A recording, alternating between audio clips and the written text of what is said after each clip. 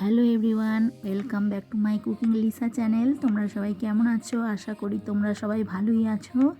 আজ আমি তোমাদের খুব সহজে একটি রেসিপি বানিয়ে দেখাতে চাই।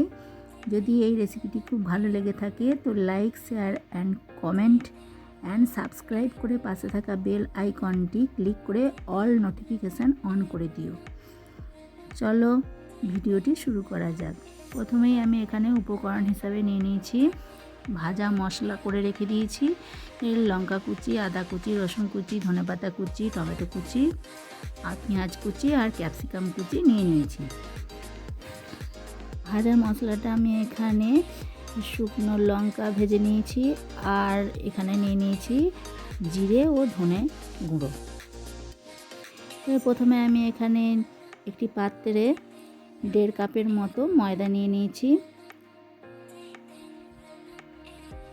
এর মধ্যে আমি পরিমাণ মতো নুন,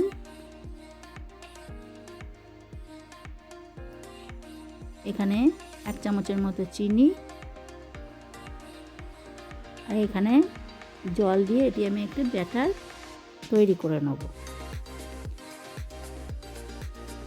ব্যাটারটা এখানে খুব ঘন করলে হবে না, এখানে একটু পাতলাই করতে হবে। এর মধ্যে আমি অ্যাড করে দিয়েছি কালো জিরে আর একে একে এই উপকরণগুলি আমি সব মিশিয়ে নেব।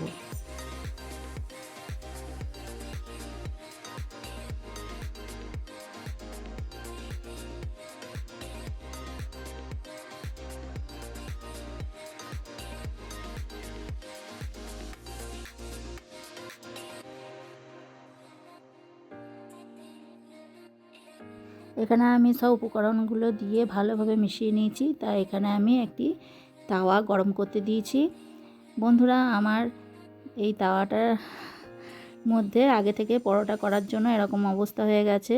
তাই আমি এখানে পরিমাণ মতো তেল দিয়ে দিয়েছি, সাদা তেল। তেলটা গরম হয়ে এলে এর মধ্যে আমি একে একে এই ব্যাটারটা হাতায় করে আমি এইভাবে দিয়ে দেবো। এটি ভালোভাবে এক পিঠ ভাজা হয়ে গেলে এটি আমি আবার